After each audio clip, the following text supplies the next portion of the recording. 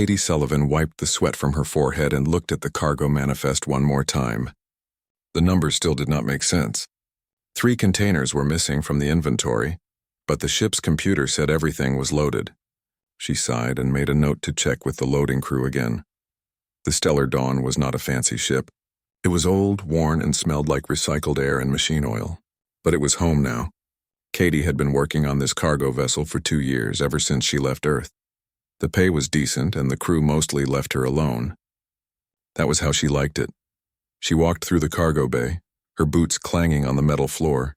Around her, alien crew members moved about their work. A tall Venlari engineer adjusted some pipes overhead. 2 small Quillian workers carried supplies across the bay. Katie nodded at them as she passed. They nodded back but kept their distance.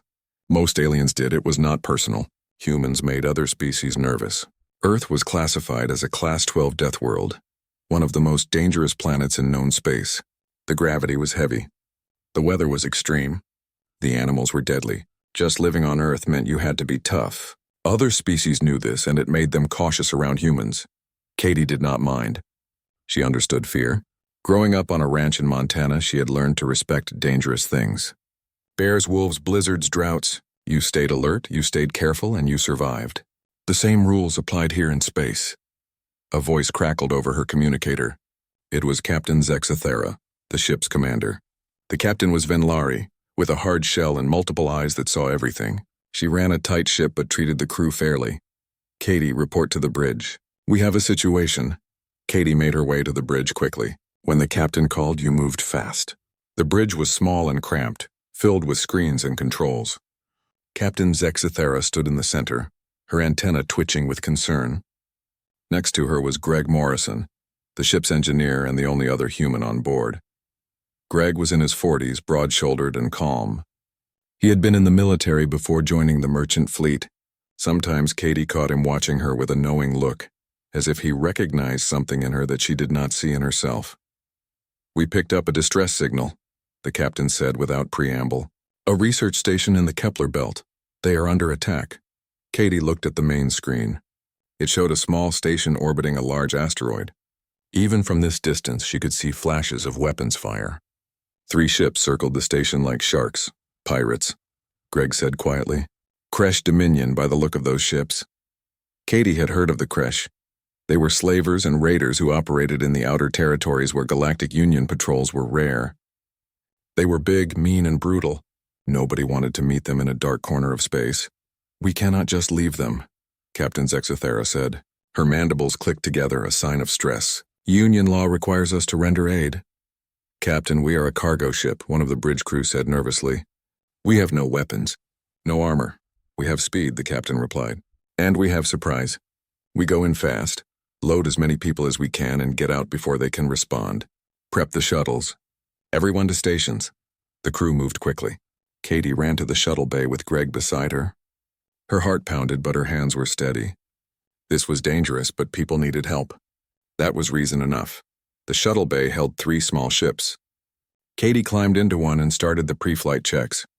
Greg took the second shuttle. A Hessian pilot named Ven took the third. Within minutes they launched. The approach was terrifying. The pirate ships were massive compared to their tiny shuttles. Weapons fire lit up space around them. Katie gripped the controls tight and focused on flying. The research station grew larger in her viewport. They docked at the station's emergency port. People were waiting, scared and desperate. Scientists, technicians, a few security guards. Katie helped them aboard, counting heads and making sure everyone had emergency suits. 15 people packed into her shuttle, more than it was designed to carry. That is everyone, a station officer said. Go, go, go. Katie undocked and punched the engines. The shuttle lurched forward. Behind her, the passengers grabbed onto whatever they could. Then everything went wrong. A pirate ship appeared from behind the station. Its weapons were already charging. Katie saw the flash and jerked the controls hard to the left. The shot missed, but the proximity sent her shuttle spinning. Alarms screamed. Systems failed. The shuttle tumbled out of control. Katie fought the controls, but it was no use. They were caught in the gravity well of a nearby moon. An ice moon, her sensors said before they went dark. The shuttle hit the atmosphere hard, shaking and burning. Katie held on and tried to steer, but she was just along for the ride now. The crash was violent. Metal screamed. Equipment tore loose. Katie's head cracked against something hard and stars exploded in her vision. Then everything went black. She woke up to cold. Bitter, biting cold that made her lungs hurt. Katie opened her eyes slowly. Everything was white. Snow or ice or both. She was lying in the wreckage of the shuttle, half buried in frozen debris. Katie pushed herself up, checking for injuries. Her head throbbed and she had cuts on her arms, but nothing was broken. Good. She had gotten lucky. Looking around, she saw the shuttle had broken into pieces. Some fires still burned, melting the ice around them. "Hello?" she called out. Her voice sounded small in the vast frozen landscape. "Anyone alive?" A groan answered her. Katie stumbled through the wreckage and found Pip, the young Quillian communications officer who had been helping with the rescue. Pip was small and covered in soft fur, looking like a cross between a rabbit and a cat. "Right now, that fur was matted with blood, Katie." Pip's voice was weak. "Where are we?" "Ice Moon crashed. Can you move?"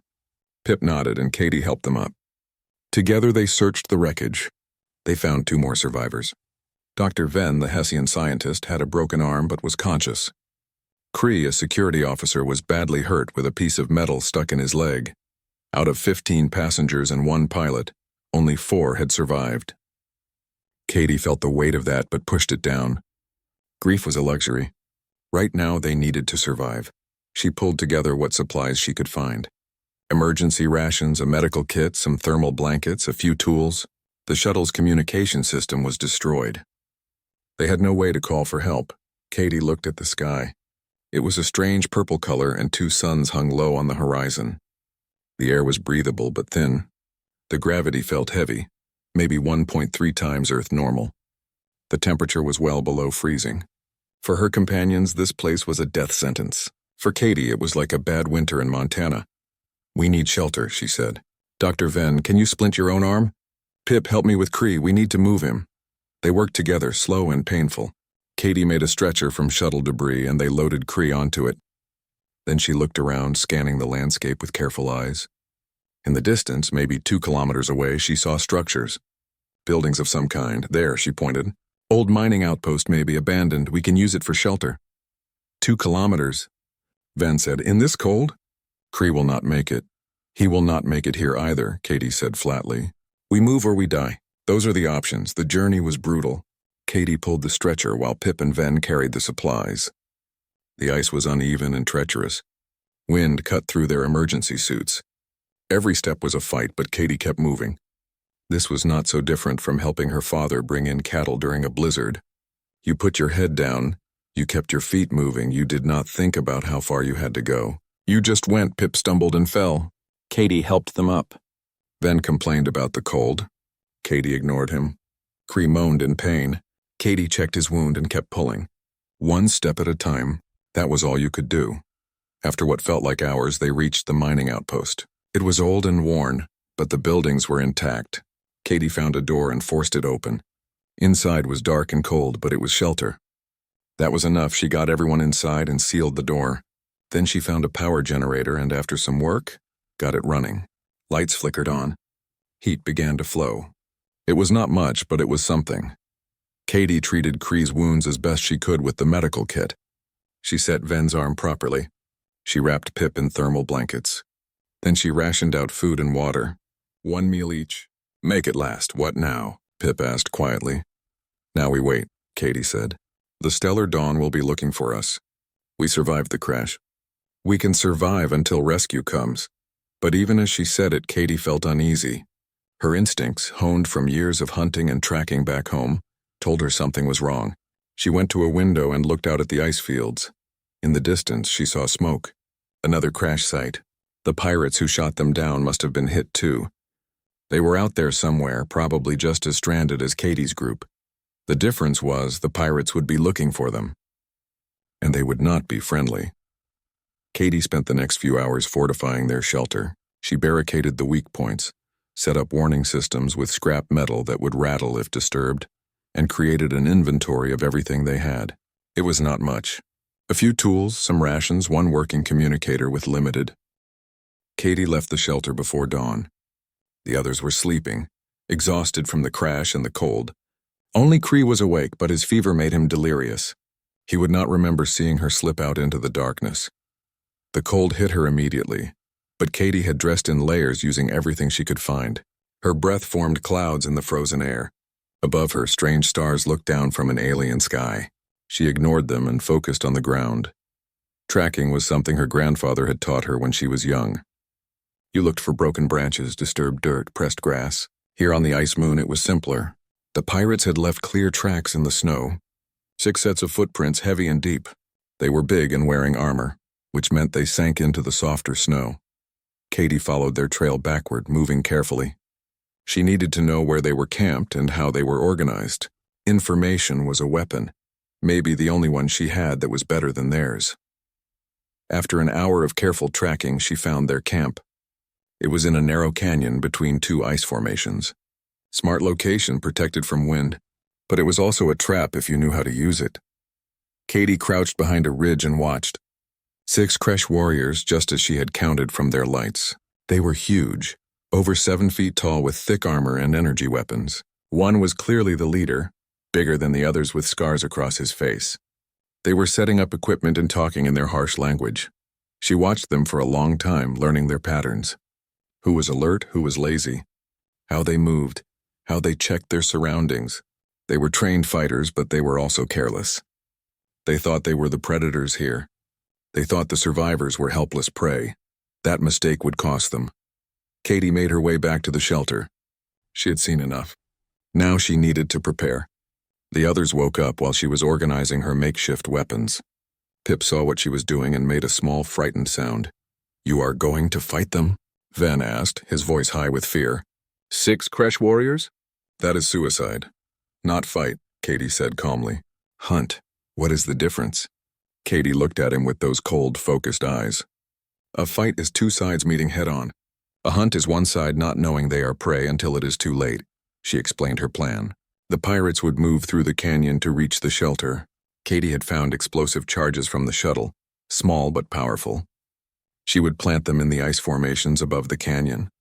When the pirates walked through, she would trigger the charges. The ice would fall. Some would die.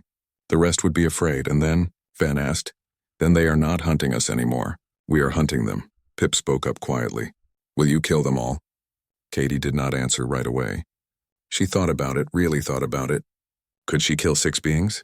A week ago, she would have said no. But now, with her friends injured and scared, with enemies coming to murder them, the answer was different. If I have to, she said finally. To keep you safe, yes. I will do what needs to be done. The tone of her voice left no room for argument. This was not the woman they had worked with on the Stellar Dawn. This was someone harder, someone shaped by a world that did not forgive weakness. Katie left again, this time carrying the explosive charges and some tools. She made her way to the canyon and climbed up the ice formations. The climbing was dangerous, but she had climbed cliffs in Montana. You found handholds, tested your weight, moved carefully. Same principles. At the top, she examined the ice. It was thick but had cracks running through it. Weaknesses. She placed the charges carefully in those cracks, then covered them with snow. They were invisible now, but deadly. She climbed back down and hid the detonator in a safe spot. Then she erased her tracks as best she could and returned to wait. The pirates came at midday. Katie watched from her hiding spot as they entered the canyon. They were moving in formation, weapons ready, professional. But they were looking ahead, not up. Katie waited until they were in the perfect position. All 6 in the canyon, no way to escape quickly. Then she pressed the detonator. The explosions were not loud, just sharp cracks. But they were enough.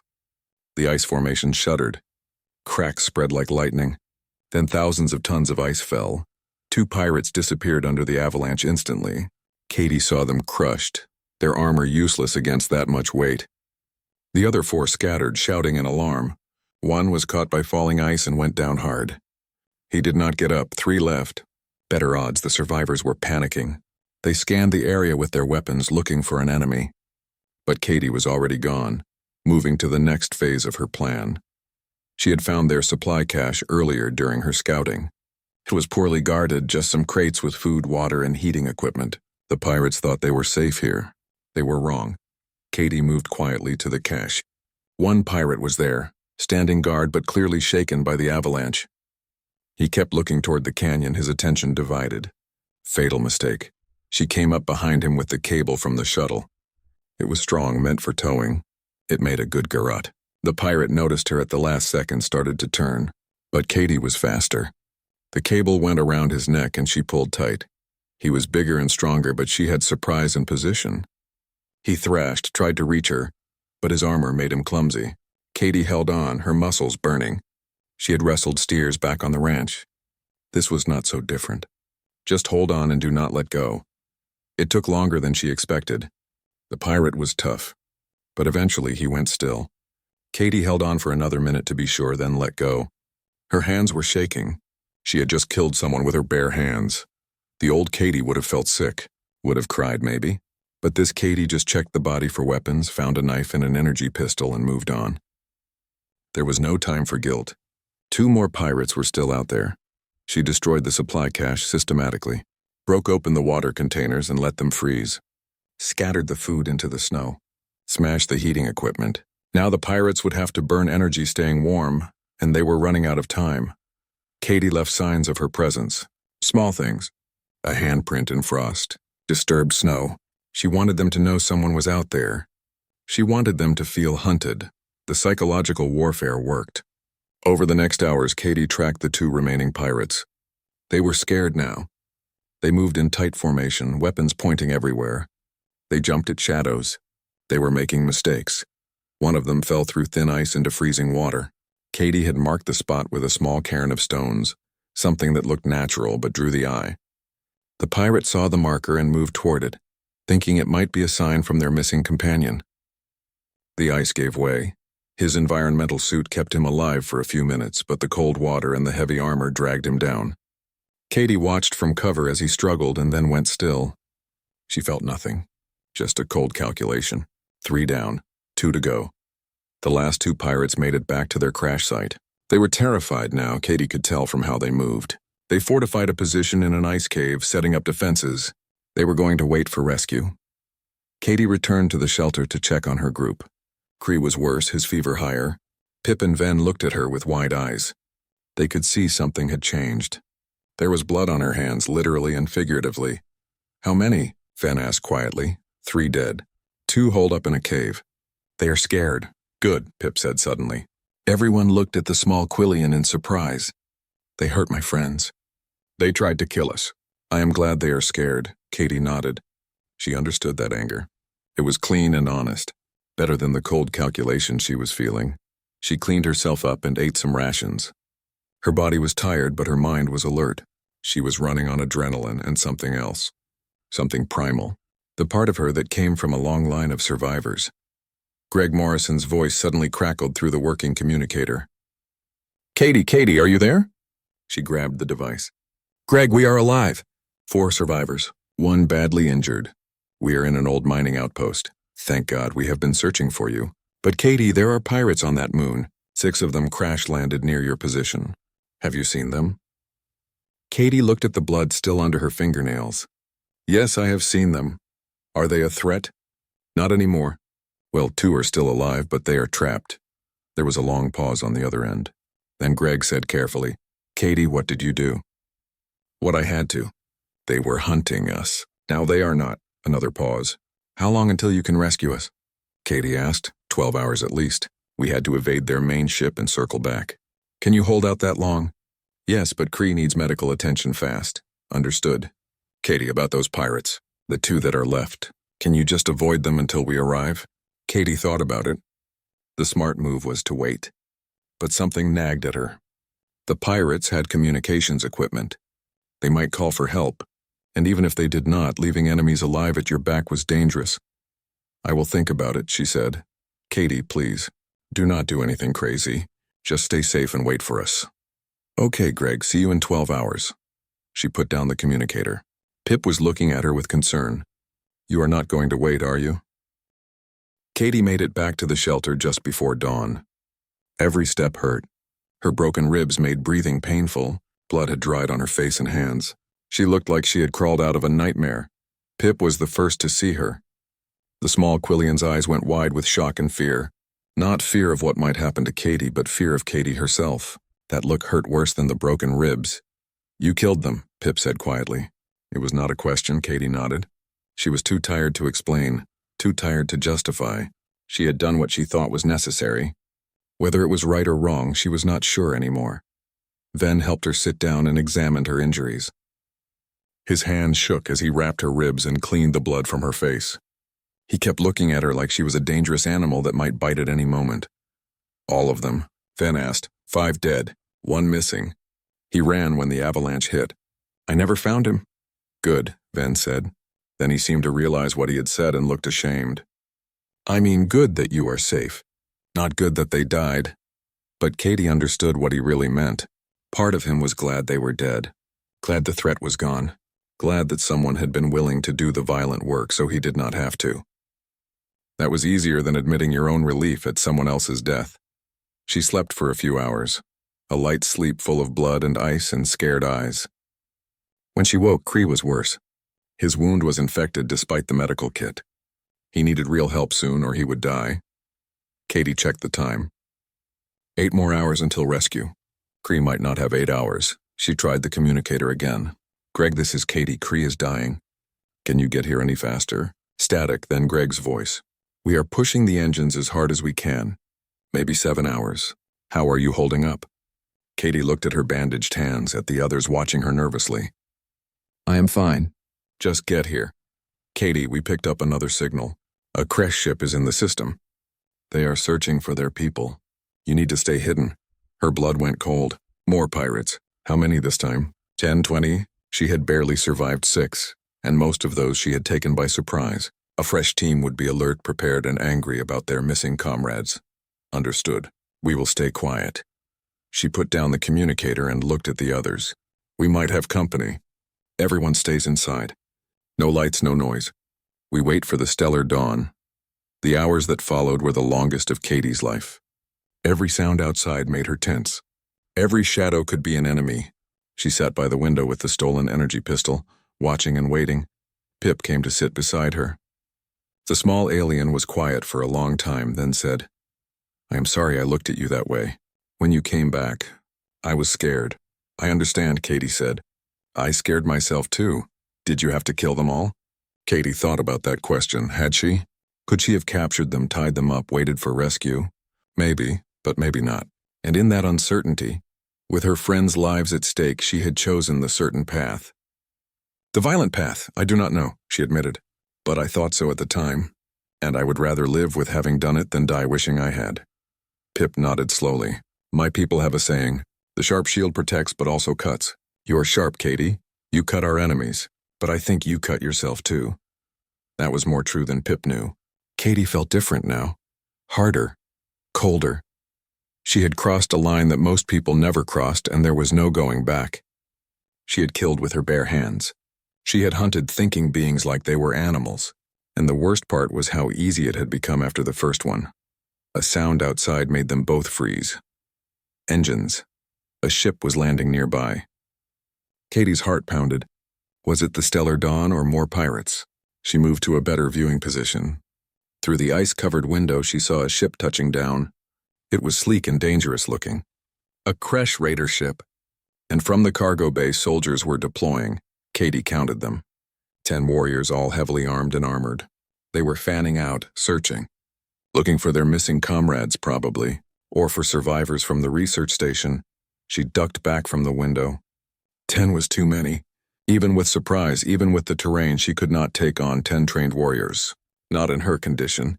Not with broken ribs and exhaustion weighing her down. We need to hide, she whispered to the others. Now deep in the facility. Somewhere they will not think to look. They moved quickly but quietly. The mining facility had lower levels, storage areas, and equipment rooms.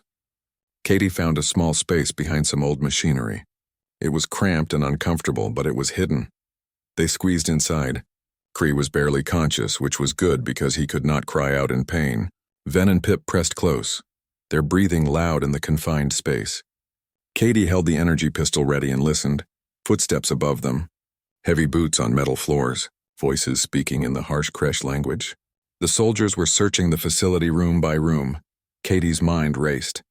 If they were found, she could maybe take 2 or 3 by surprise. But then what? The others would kill her and her friends. There was no winning this fight.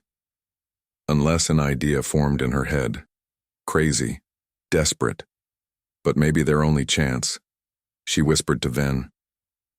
"Can you keep everyone quiet here? No matter what you hear?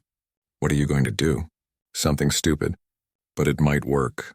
Just stay here and stay silent." Before they could protest, Katie slipped out of the hiding spot. She moved through the lower levels like a ghost, finding a different exit. She emerged outside, far from where the soldiers were searching. The raider ship sat alone, engines still warm, and Katie had an idea born of desperation and rage. She approached the ship carefully. There would be guards, at least 1 or 2. She found them quickly. 2 Kresh standing by the cargo ramp, alert but bored. They were not expecting trouble from their own ship. Katie studied them. Both were armed with rifles. Both wore helmets. Taking them down quietly would be nearly impossible. So she would not be quiet. She raised the stolen energy pistol and fired twice. The shots were not perfect. Her hands were shaking and her aim was off.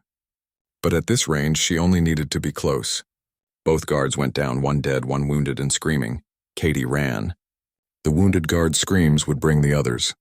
She had maybe seconds. She reached the ship's control panel and smashed it with a large rock. Sparks flew. The ship's systems went dark, not enough. She needed to make sure they could not leave. Katie ran to the engine intakes and dropped in some of the shuttle's explosive charges she had kept. Then she ran as fast as her broken ribs would allow. The explosion was smaller than she hoped, but loud enough. The ship's engines screamed and died. Smoke poured from the intakes. That ship was not flying anywhere now. The hard part. 8 warriors were coming and they would be furious. Katie needed to lead them away from the facility, away from her friends.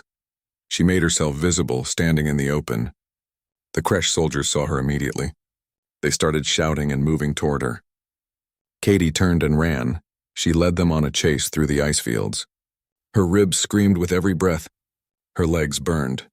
But she kept moving, always staying just far enough ahead that they would not give up, not so far that they would think it was a trap. The soldiers followed, firing at her but missing. They were angry now, wanting revenge for their dead comrades and their destroyed ship. That anger made them careless. Katie led them to the canyon where she had killed the first 2. The ice was unstable here, weakened by her earlier explosives. She knew which paths were safe. The soldiers did not. She crossed a narrow ice bridge. Behind her, 3 soldiers followed onto the same bridge. The ice cracked under their combined weight. Katie reached the other side just as the bridge collapsed. 3 soldiers fell into the chasm, screaming. 5 left, but Katie was running out of tricks and strength. The remaining soldiers split up, trying to flank her. She was being boxed in. Her energy pistol was empty.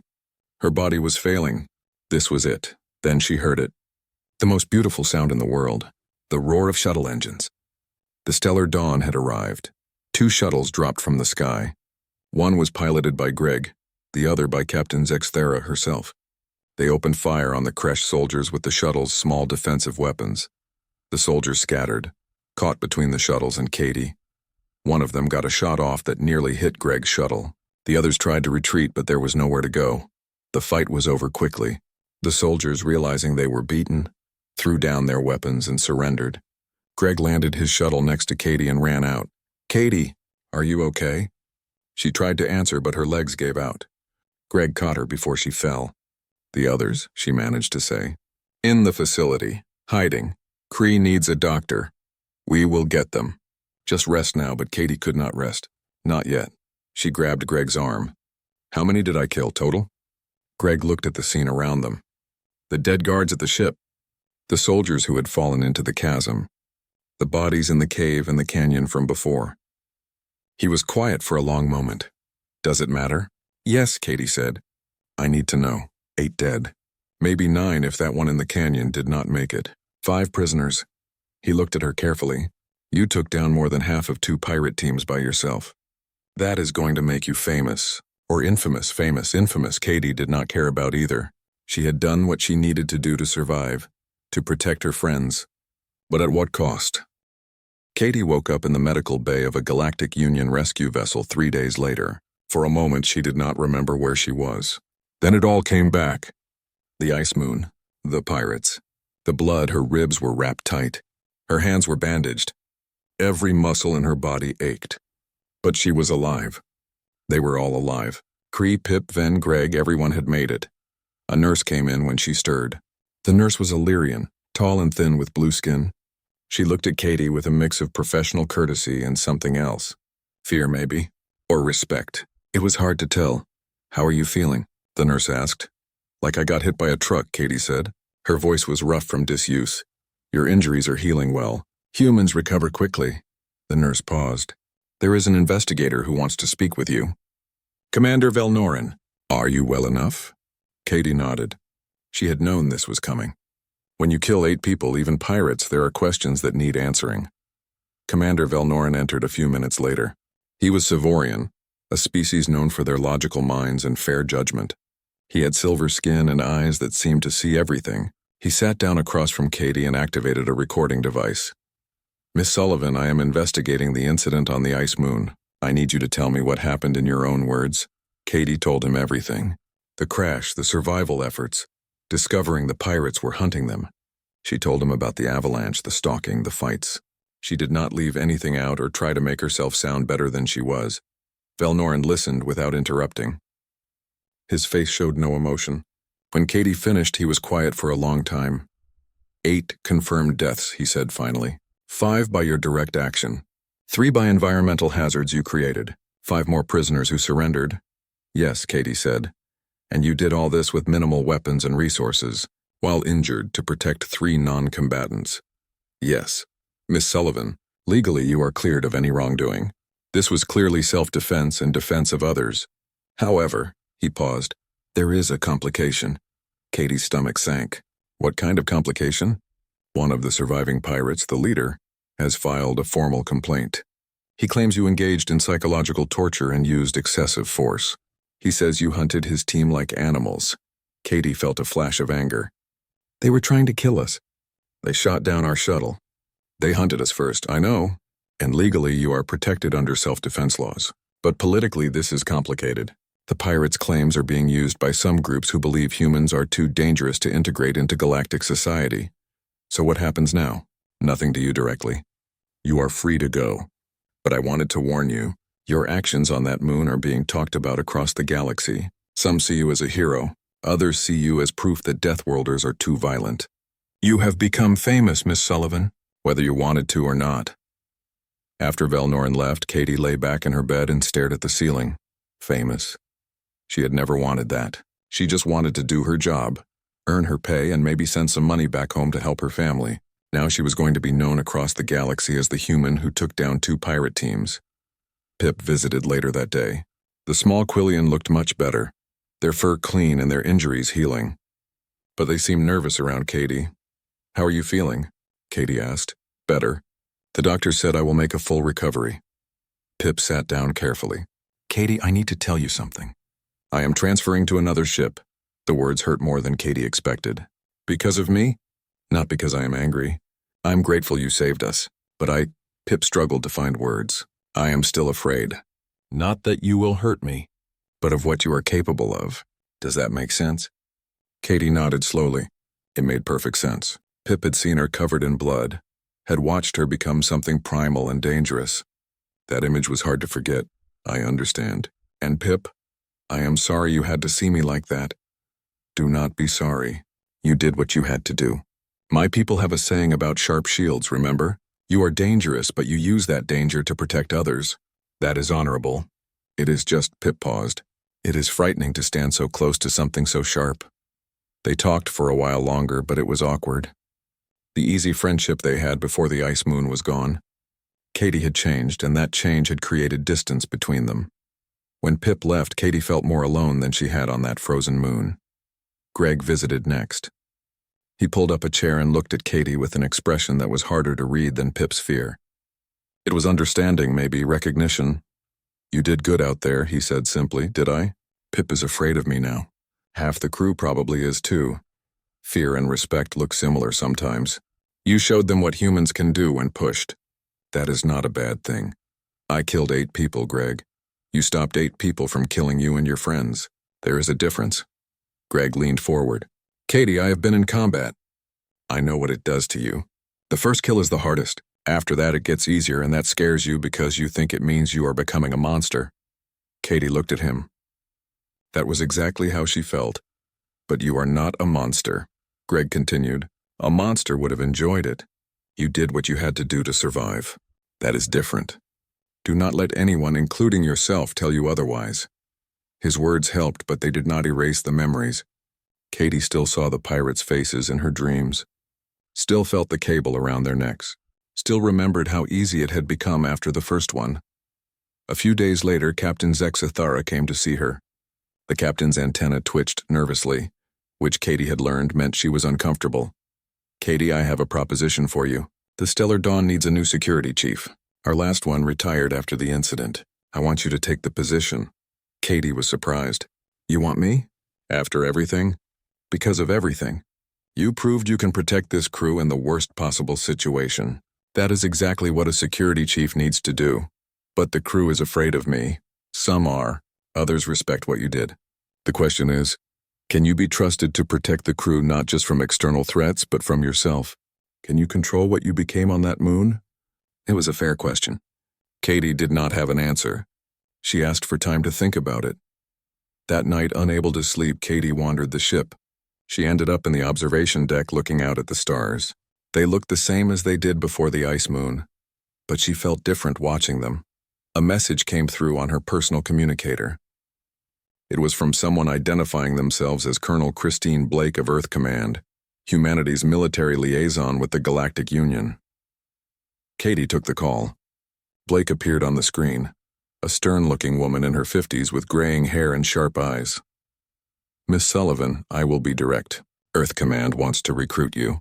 We are forming specialized units for high-risk situations where human capabilities might be necessary. You would be perfect. You want me to become a soldier? I want you to be what you already are.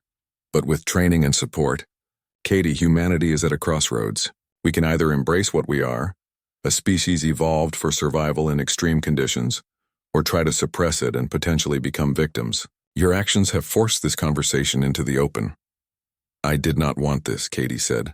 I know, but it happened anyway. The galaxy has seen what a single human can do when pushed. Now we need to decide what that means for our future. Katie thought about it for a long moment. Then she said, no, I did not survive to become a weapon. I survived to live. If that means I am dangerous, fine. But I will not make being dangerous my profession. Blake looked disappointed but nodded. I understand. The offer stands if you change your mind. Be safe, Miss Sullivan. The call ended.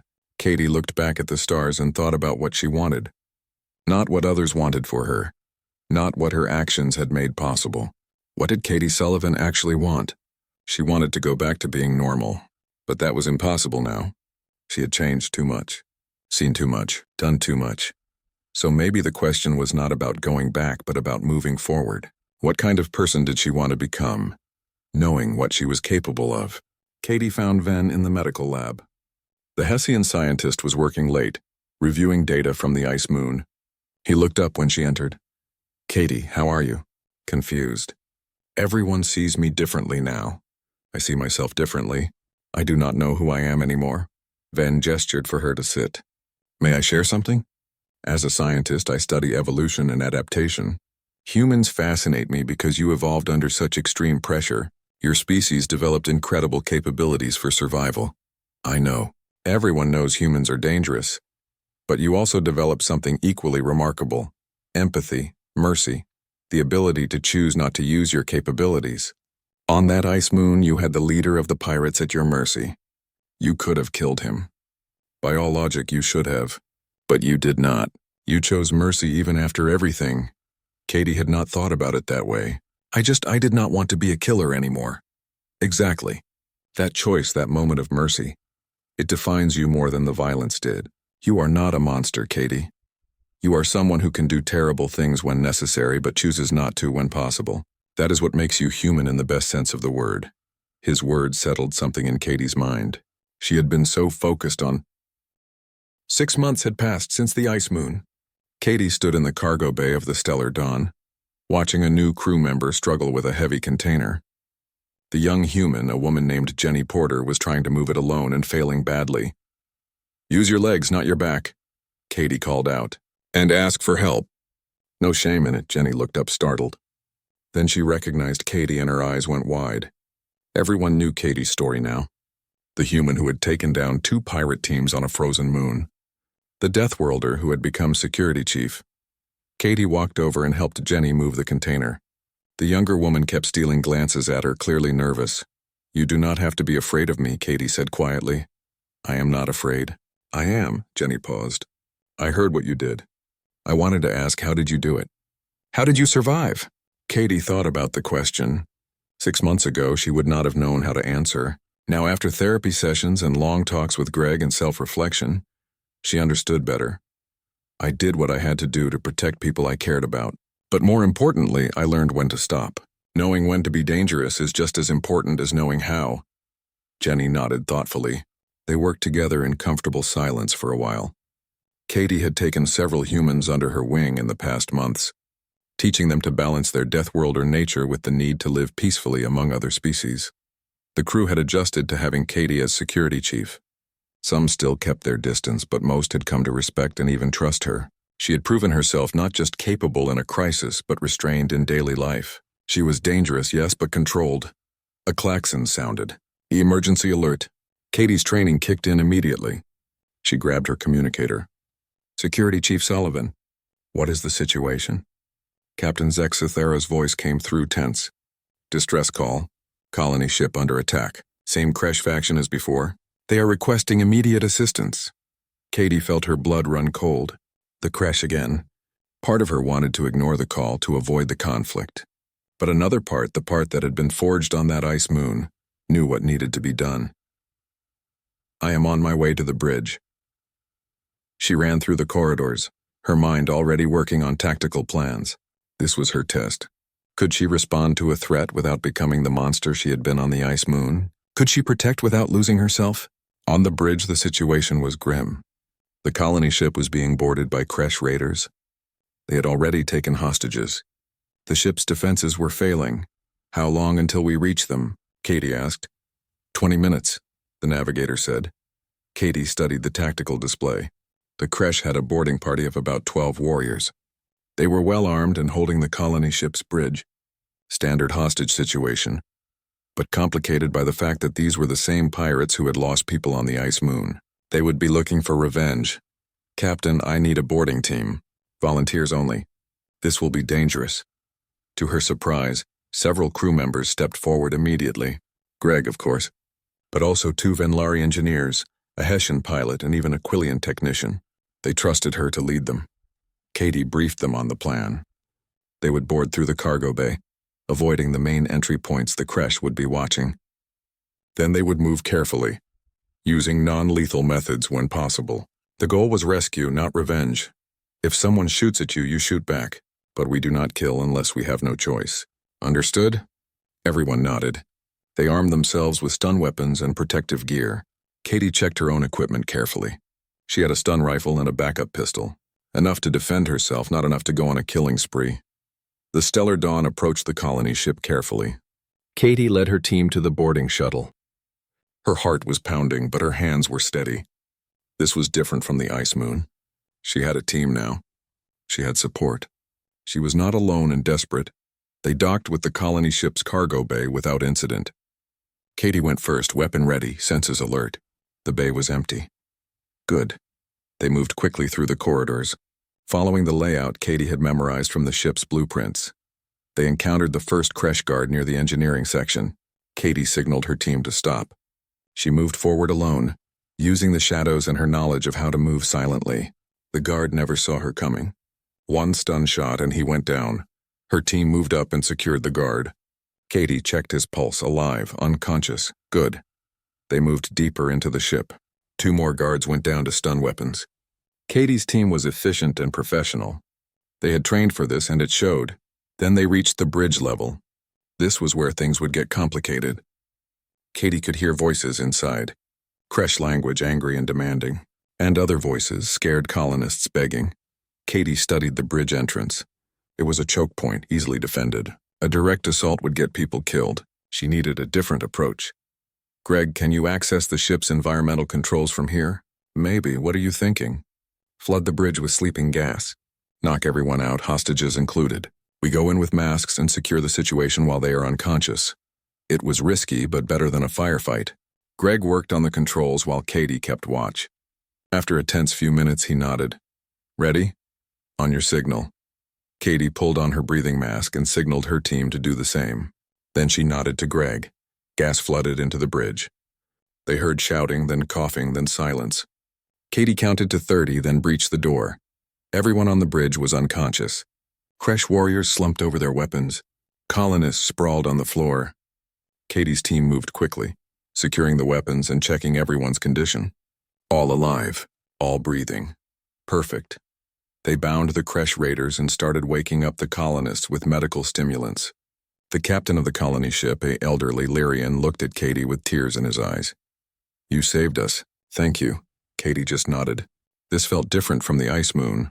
Better. She had saved people without killing anyone. That mattered. But then one of the Kresh raiders woke up faster than expected. He saw Katie and his eyes went wide with recognition and rage. This was one of the pirates from the ice moon, one of the survivors. You, he snarled. The Deathworlder. You killed my team. He lunged for a weapon that was just out of reach. Katie could have shot him, could have ended the threat. But she remembered Ven's words. Mercy defines you more than violence. Instead, she stepped on the weapon and pointed her stun rifle at him. Do not, just do not. I do not want to hurt you, but I will if you make me. The pirate looked at her, then at the weapon, then at his bound companions. Something changed in his expression. The rage faded, replaced by exhaustion and defeat. You could kill me, he said quietly. Yes. But you will not. Not if I do not have to. Surrender. This is over. He looked at her for a long moment, then put his hands up. I surrender. Katie secured him with the others and let out a breath she did not realize she had been holding. That was her test, and she had passed. She had chosen restraint over violence, even when facing an enemy. The news of the rescue spread quickly. Katie's name came up again, but this time the story was different. Not the brutal Deathworlder who killed without mercy, but the security chief who saved a colony ship without a single death. Public opinion began to shift. People started to see humans differently. Not as uncontrolled killing machines, but as capable protectors who could choose restraint. Katie had become a symbol of controlled strength.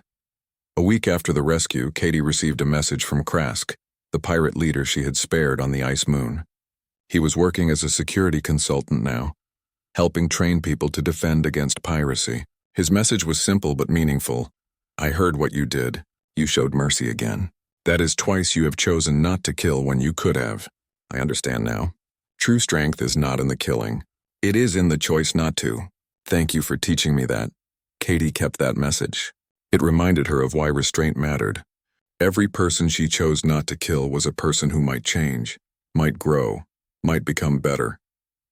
Like Krask had, Jenny came to find Katie in the observation deck one evening. The young human had settled in well and was starting to understand what it meant to be human in a galaxy of aliens. Can I ask you something? Jenny said. Do you regret what you did on the ice moon? The killing? Katie thought carefully before answering. I regret that it was necessary, but I do not regret having the ability to do it. That ability kept me and my friends alive. The key is knowing when to use it and when not to. How do you know the difference? You ask yourself, is this the only way? Can I protect what matters without taking a life? If the answer is yes, you find another way. If the answer is no, you do what you must. But you always ask first. Jenny nodded thoughtfully. I hope I never have to make that choice. I hope you do not either. But if you do, you will know what to do. That is what being human means. We have the capacity for terrible violence, but we also have the wisdom to choose mercy when we can. Later that night, Katie stood alone in the observation deck. She looked out at the stars and thought about everything that had happened. The ice moon had broken her open and revealed what she was capable of. But the months since had shown her what she could become. She was dangerous. That would never change. But she was also controlled, compassionate, and conscious.